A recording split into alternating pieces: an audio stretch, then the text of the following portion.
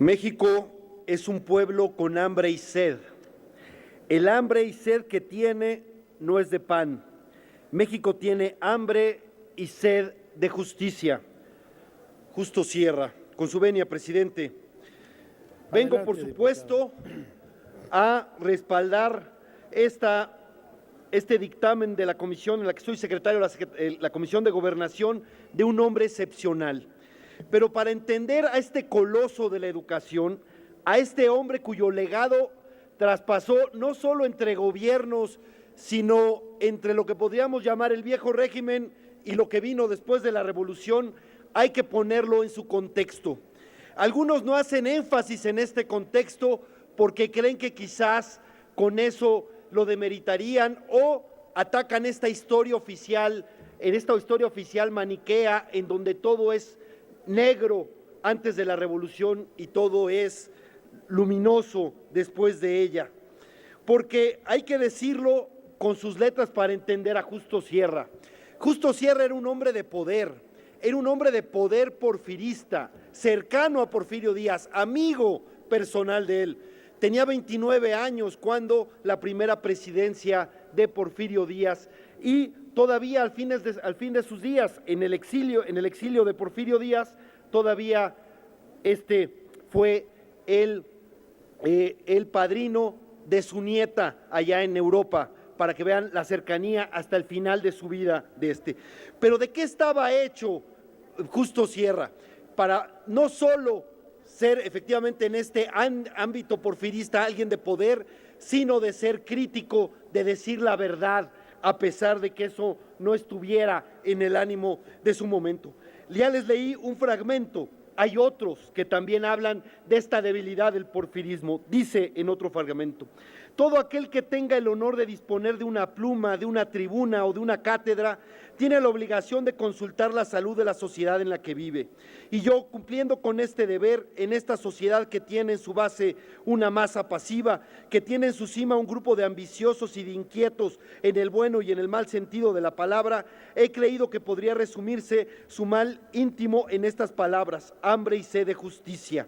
Y dice: la maravillosa máquina preparada con tantos años de labor y lágrimas y sacrificio, si ha podido producir progreso, no ha podido producir felicidad. Ahí hablaba de la carencia de justicia durante el porfiriato, a pesar, insisto, de que él era un hombre de la clase política porfirista.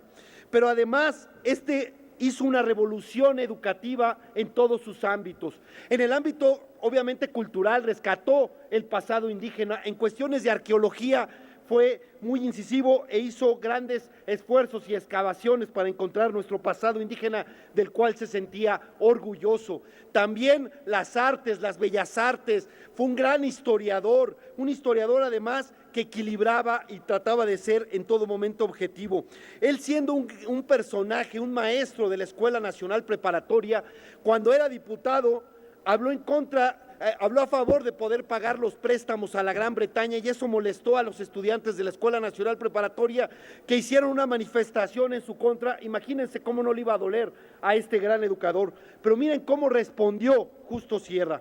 Dice: y ya que a través del profesor se busca y se hiere la independencia del funcionario, que sin retroceder una línea ante el sacrificio de la popularidad y las amenazas de la multitud inconsciente, cumple con su deber, declaro que me consideraría indigno de pertenecer al profesorado mexicano si se diera un solo punto ante una presión inmoral y violenta que pretendiese hollar los fueros de mi mandato político y mi libre conciencia. Muy lisonjero ha sido para mí, sería el cariño de los alumnos de la Escuela Nacional Preparatoria, pero hay algo que tengo en mucho más: la estimación de mí mismo. Eso, así respondía y así defendía el derecho a sostener sus ideas, sus convicciones, Justo Sierra, que revolucionó la educación primaria, haciéndola obligatoria y laica, la educación secundaria, la educación preparatoria y, por supuesto, la Universidad Nacional Autónoma de México. Fíjense, él fue diputado y fue legislador, y también fue ministro de la Suprema Corte de Justicia de la Nación. Ahora hay algunas ansias, algunos que pretenden que quien fue vicecoordinador del PRI en la Cámara de Diputados, asesor del candidato a la presidencia Enrique Peña Nieto y presidente del Senado, sea ahora ministro de la Suprema Corte de Justicia. Nada más que yo creo que estarán de acuerdo conmigo en que es muy respetable Raúl Cervantes, pero no es Justo Sierra.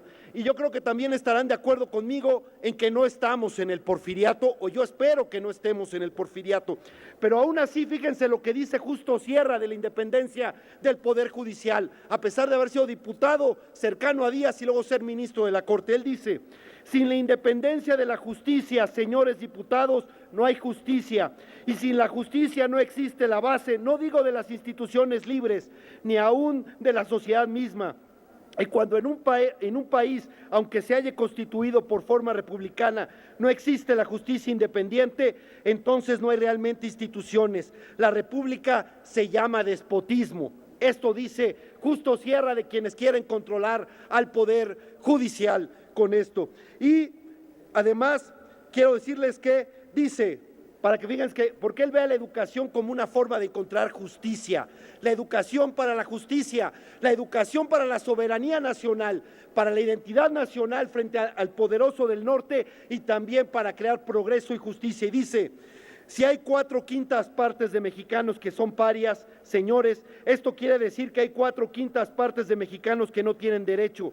Quiere decir que una gran masa de la población mexicana no ha encontrado justicia todavía. Eso es cuando ve Justo Sierra las deficiencias del porfiriato. Incluso en una carta famosa a Porfirio Díaz le dice: la reelección significa presidencia vitalicia. Es en ese sentido Justo Sierra sí un hombre del poder en el porfiriato, pero también es Justo Sierra un parresiastés. ¿Qué quiero decir con parresiastés? Quien practica la parresía, que era una virtud en la política griega, es decir la verdad al poderoso, aunque al poderoso no le guste. Ese era el temple de Justo Sierra. Por cierto, gran prócer de la Universidad Nacional, la pudo reabrir y la distinguía también de lo que era la Real y Pontificia de la ciudad. Decía, aquella, la pontificia, decía: la verdad está definida, enseñarla. Nosotros decimos a los universitarios de hoy: la verdad se va definiendo, buscadla. Aquellos decían: soy un grupo religioso, soy un grupo selecto encargado de imponer un ideal religioso y político resumido en estas palabras: Dios y el Rey. Nosotros decimos: sois un grupo en perpetua selección dentro de la substancia popular y tenéis encomendada la realización de un ideal político y social que se resume así: democracia y libertad. Democracia y libertad es lo que se planteaba Justo Sierra. Pedía que estuvieran los estudiantes en el Consejo Universitario.